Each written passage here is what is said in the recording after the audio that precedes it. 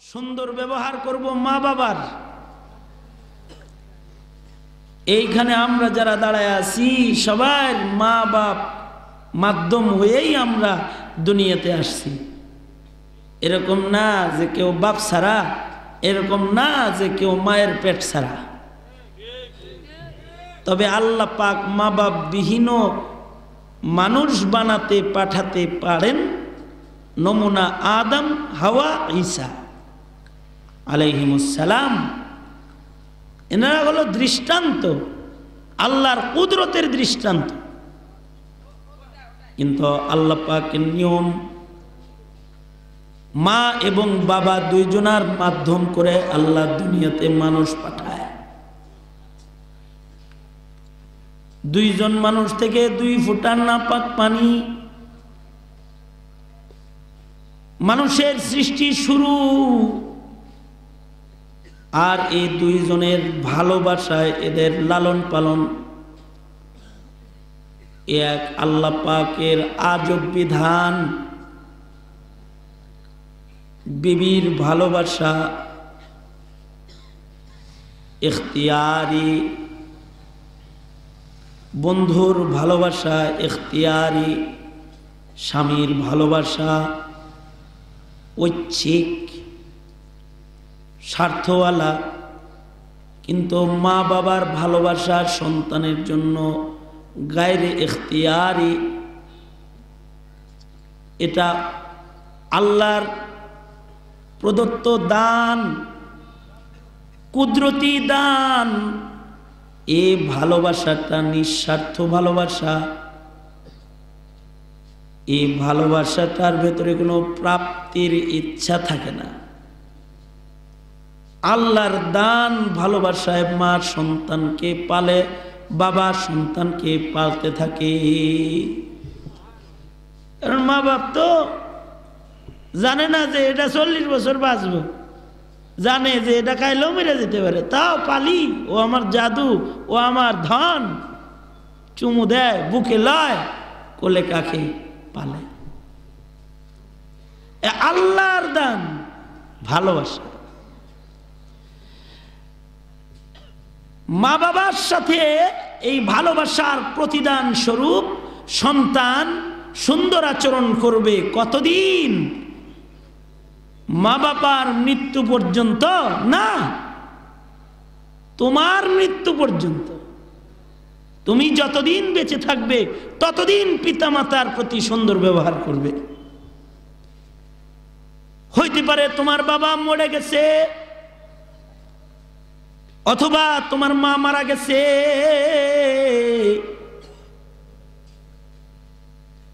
মরা মা বাবার সাথেও সুন্দর ব্যবহার করবে।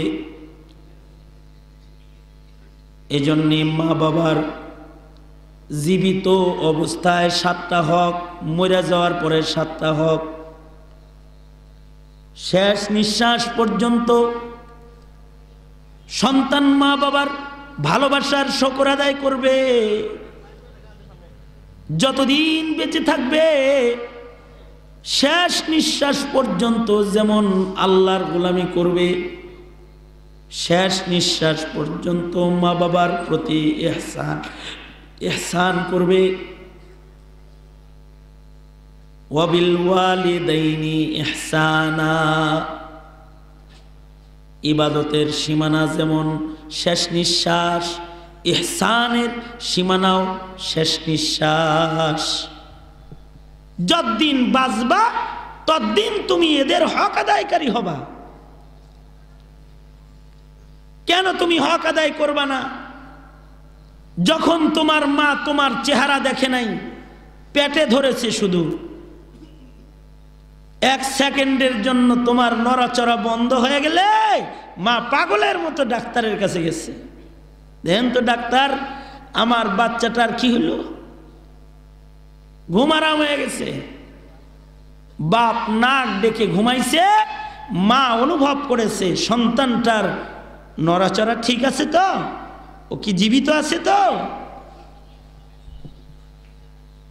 এই প্রীতি পিতামাতাই সন্তানকে বিতরণ করে, দুনিয়ার আর কেউ করে না। পৃথিবীর সবার ভালোবাসায় স্বার্থ লুকায় আছে।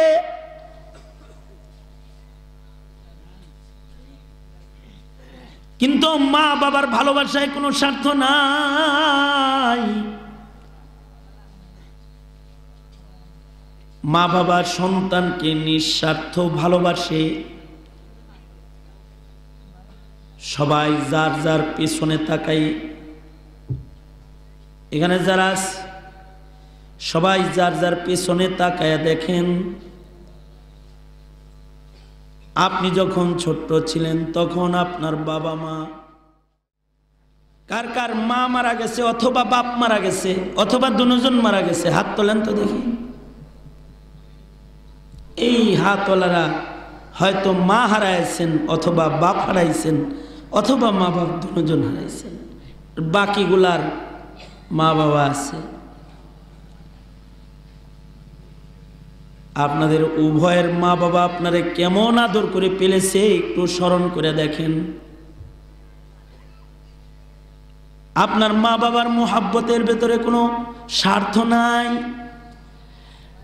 এই ভালোবাসাটা আল্লাহ পাকের কুদরতি দান। সারা জীবন যদি সন্তান দুষ্ট কাজ করে সকল মানুষের ঘৃণার পাত্র হয়ে যায়, তারপরেও তার মা আঁচল বিছায়া তার দীর্ঘায়ু কামনা করে। সকল মানুষের কাছে পচে গেলেও মায়ের কাছে সন্তান জীবনে কোনোদিন পচে না। সকল মানুষের কাছে কালো হইলেও মায়ের কাছে সন্তান কালো না। সুন্দর সন্তান চুমা দিয়া অন্য মায়েরা যেমন মজা পায়, লুলা আতুর বোবা অন্ধ সন্তান কোলে নিয়েও মা তার চাইতে অনেক বেশি মজা পায়। আল্লাহ পাকের প্রদত্ত ভালোবাসার কারণে এটা পায়। মিয়া মাস্টার ডিগ্রি অর্জন করলা, কিন্তু তোমার 100 টেরা, এর লেগে তোমার মাইয়া লোকে জামাই বানাইতে চায় না। কি না আছে তোমার? কিন্তু টেরা না, 2টা কানা হইলেও মায়ের কাছে সন্তানের আদর কমে না, বরং বাড়ে। আল্লাহর দান।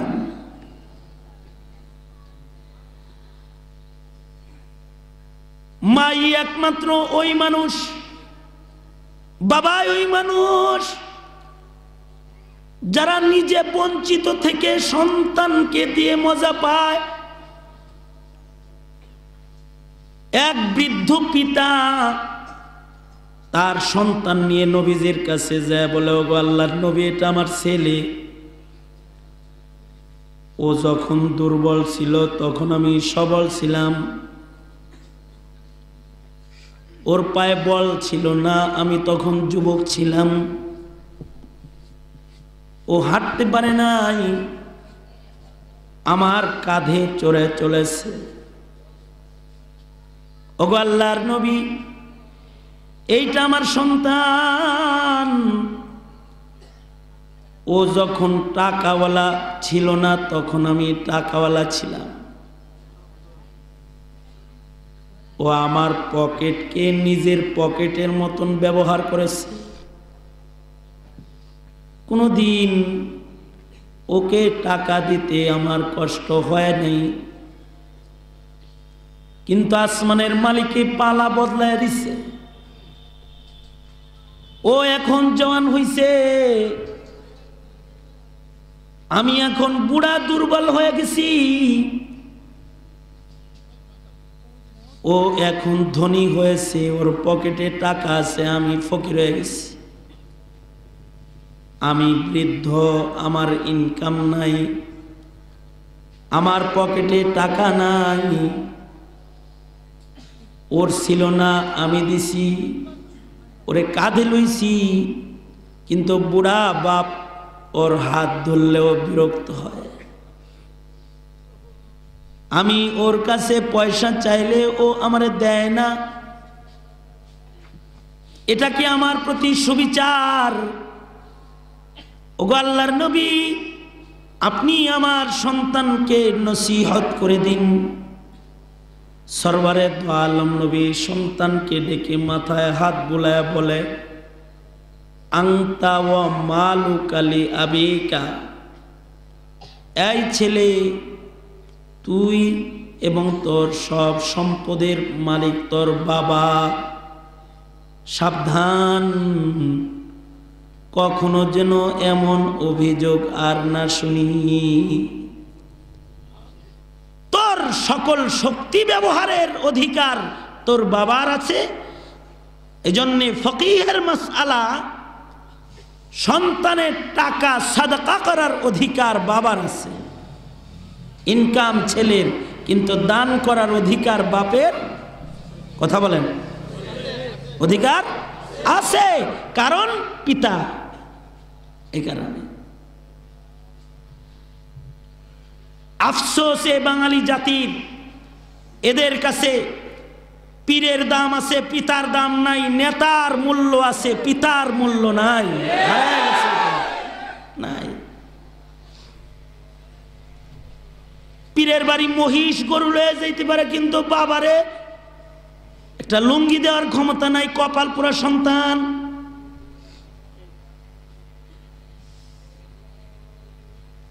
নেতা নেত্রীর খুশি করার জন্য লক্ষ টাকা শ্রম ব্যয় করতে পারে, কিন্তু মায়ের তুষ্টি অর্জনের জন্য খেদমত করার মাত্রা নাই। মনে রাখতে হবে, তোমার আমার প্রতি যদি তোমার আমার মা বাবা সন্তুষ্ট হয়, তো আসমানের মালিক আল্লাহ তোমার আমার উপরে সন্তুষ্ট। আর যদি মা বাবা অসন্তুষ্ট হয়, তাহলে আল্লাহ সন্তুষ্ট। মা বাপ যে সন্তানের উপরে রাজি, আসমানের মালিক ওই সন্তানের উপরে রাজি। রেজার রব্বি বিরাজাল ওয়ালিদাইন, মা বাবা যাদের উপরে খুশি তাদের উপরে আল্লাহ খুশি। মা বাপ নারাজ তো আল্লাহ নারাজ, কারণ তাদের ভালোবাসার দাবি এটা যে তাদের খুশি রেখে আল্লাহর খুশি অর্জন করতে হয়। আর বাবার ভালোবাসার তুলনায় মায়ের ভালোবাসা তো অনেক উন্নত। এজন্য হাদিসে মায়ের হক 3 বার বলে, বাবার হক 1 বার বলেছেন উনি। হযরত আয়েশা সিদ্দিকা বলেন, সরকারে দো আলম, আজ মায়ের এক আজব ভালোবাসা দেখেছি। কেমনে? 3টা খেজুর নিয়ে ইফতার করতে বসছিলাম, এক ক্ষুধার্থ মা দরজায় দাঁড়াইছে, তো একটা রাইখা 2টা খেজুর দিচ্ছি।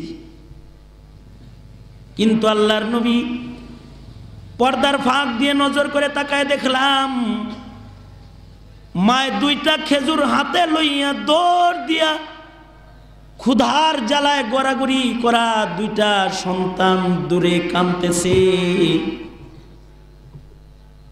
ওদেরকে কোলে করে নিল, 2টা খেজুর সন্তান দ্বয়কে খাইয়ে দিল। মা নিজে কিছু খাইল না। ওগো আল্লাহর নবী, ভাবলাম শেষ খেজুর যেটা আছে এটা কমাস কম মায়ের দে, মা খাবে, আমি আজ পানি দিয়ে ইফতার করব। কিন্তু আল্লাহর নবী গো, মহিলাটাকে ডেকে এনে যখন শেষ খেজুরটাও দিলাম,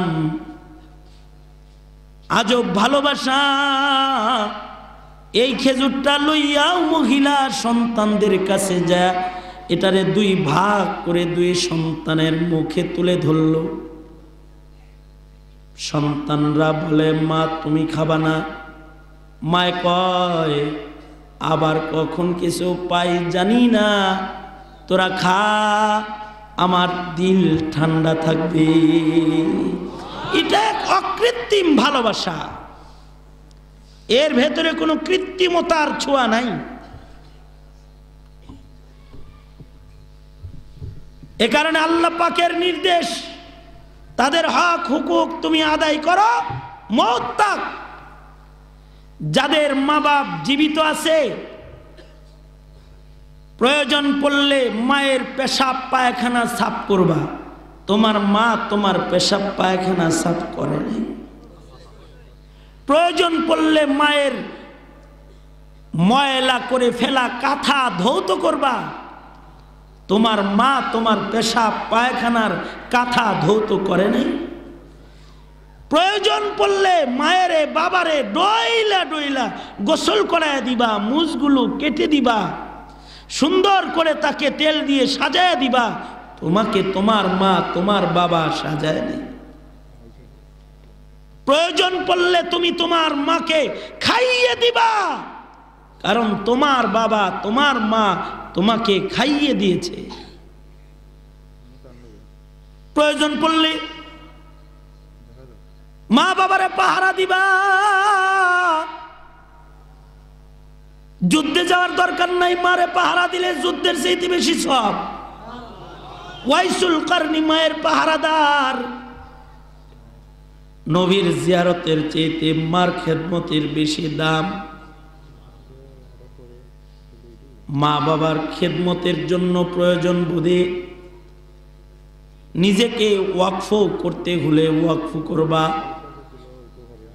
কারণ মা বাবাকে কেউ যদি প্রাণ ভরে সেবা করে, খেদমত করে, তো খেদমতটার এত দাম। মার খেদমতের ওসিলা দিয়ে যে কোনো দোয়া করলেও দোয়া কবুল হয়, বুখারী মুসলিম প্রমাণ। মা বাবার দোয়া হলো মুস্তাজাব, দোয়ায়ে মুস্তাজাব। জবান দিয়া বাইর হইতে দেরি হয়, কবুল হইতে দেরি হয় না।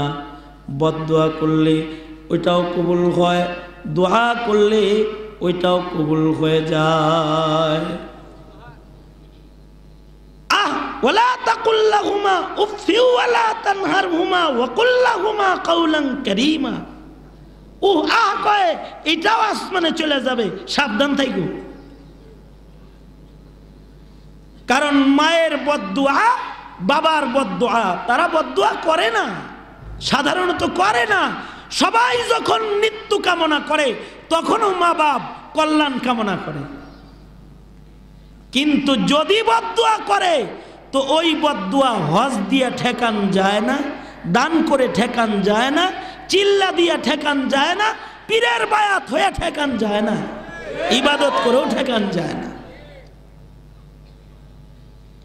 হাদিসে পাকে ওয়াকে আছে, জুরাইসকে বদদুয়া করছে, মারে দেখলি না, বেশ্যা দেখিস।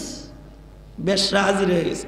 লাম ইয়াতাকাল্লাম ফিল মাহদি ইল্লা সালাস আও আরবা শিরোনামে বাচ্চাদের কথা বলার ইতিহাসে বর্ণনা হয়েছে মার বদদুয়া লাগিয়েছে। দোয়া ওইরকম লেগে যায়। মায়ের দোয়ায় মরা শোক জীবিত হয়। মায়ের দোয়ায় অচল সন্তান সচল হয়। ইমাম বুখারী অন্ধ হয়ে গেছে, মা সেজদায় পড়ে বলে, আল্লাহ তুমি আমার সন্তানটারে চোখ না দিলে মাথা তুলব না। এমন কায়দায় ভিক্ষাটা চাইছি, সেজদার থেকে মাথা তুলে দেখে সন্তানের চোখ ভালো হয়ে গেছে। এবং মায়ের দোয়ায় এমন একটা চোখ পেয়েছেন তিনি, যে চোখের দ্বারায় চাঁদের আলোয় বসে বসে তিনি কিতাব লিখেছেন, চশমা লাগে নাই। মার দোয়ার চোখ।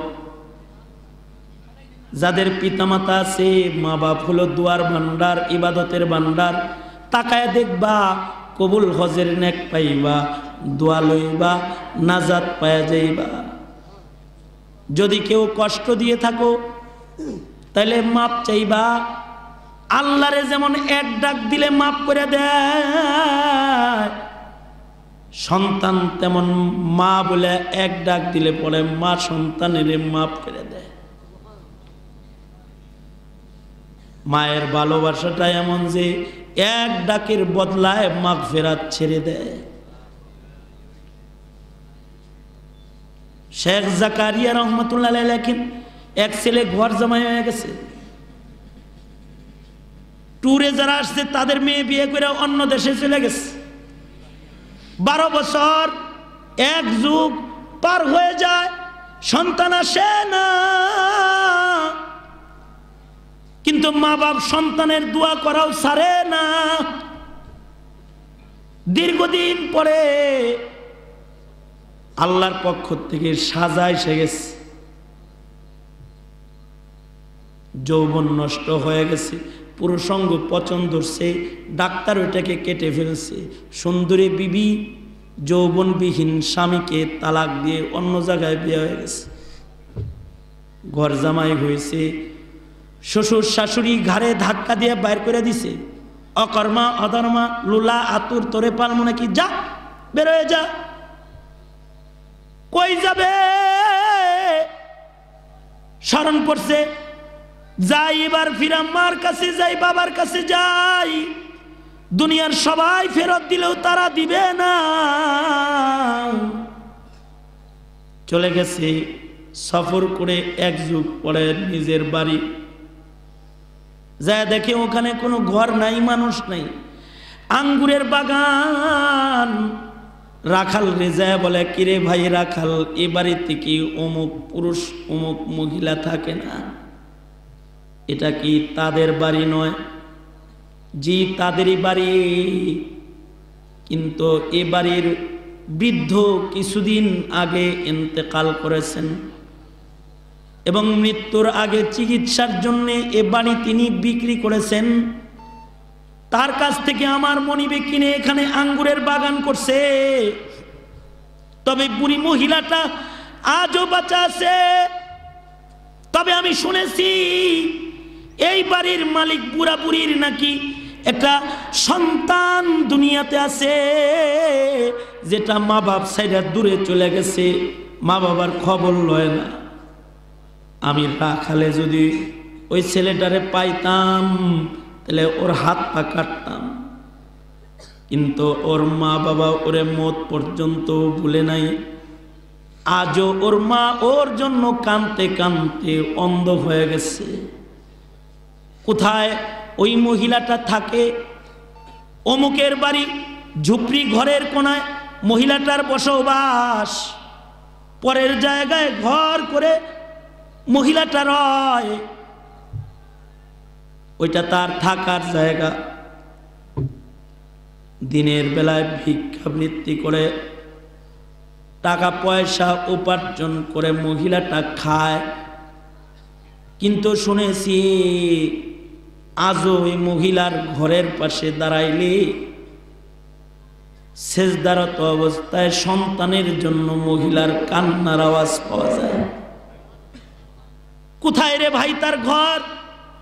ওই বাড়িতে গেলে তারে পাইবা। যদি না পাও তাহলে অপেক্ষা করবে, ভিক্ষা শেষে সন্ধ্যায় আসবে। সত্যই যায় দেখে মহিলাটা নাই, সন্তান মায়ের অপেক্ষার প্রহর গুনতেছে। সন্ধ্যাবেলায় দেখতে পায় লাঠি ভর দিয়ে একটা মহিলা আসছে।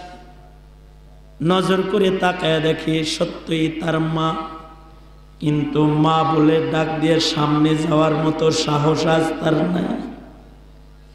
তার আন্দা মা ঘরের ভেতরে ঢুকলো, ওযু বানায় নামাজ আদায় করলো। নামাজের পরে হাউমাউ করে রাতের আন্ধারে কাঁদতেছে, আল্লাহ বৃদ্ধ বয়সে বিধবা বানাইলা, দুঃখ নাই। চোখের আলো কেড়ে নিয়া আন্দা বানাইলা, অভিযোগ নাই। এক যুগ পার হয়ে গেছে, বুকের ধন কেড়ে নিয়ে গেলা, আল্লাহ ভিক্ষুক বানাইলা। কোনো দুঃখ নাই, কিন্তু তারপরেও আন্ধা এ বৃদ্ধার আবেদন, আল্লাহ আমার হারানোর সন্তানটা আমারে ফিরায় দাও। আমি আমার সন্তানের কামাই খাবো, এজন্য সন্তান চাই না, এজন্য সন্তান তোমার কাছে ভিক্ষা চাই। আপনজন দুনিয়াতে আমার কেউ নাই, মরার পরে যেন কমাস কম নিজের সন্তানের হাতের এক ফুট মাটি কবরে আমি পাই, পর পুরুষের হাতে যেন আমার লাশ কবরের ঘরে না যায়। আল্লাহ, আল্লাহ আমার ছেলেটারে তুমি আমারে দাও। দোয়াটা শুই না ছেলেটার সাহস এসে গেছে, দরজায় দাঁড়ায় বলে মা আমি আইছি। মা আন্ধা মা সেজদার থেকে মাথা তুলে হাত বিছায় বলে আয় তাড়াতাড়ি বুকে আয়, হয়তো বা এই চোখ দিয়ে তোকে আজ আমি দেখবো না, আধার রাতে হাতের স্পর্শ দিয়ে তোকে বহু দেখেছি আমি রাতের বেলায়, আজ আন্ধা চোখে সেই স্মৃতিতে তোকে আদর করে আয়। সন্তান বুকে নিয়ে নিছে। শেখ জাকারিয়া বলে ও সন্তানের কাফেলা, তোদের জন্য তোদের মা বাবার দরদ এত, যদি কষ্ট দিয়ে থাকোস এক ডাক দিয়ে দরজায় দাঁড়াবি, জিন্দেগির সব অপরাধ ভুলে গিয়ে তোরে বুকে নিবে। এমন মহিলা এমন মানুষ দুনিয়াতে একজন আছে, সে হলো মা।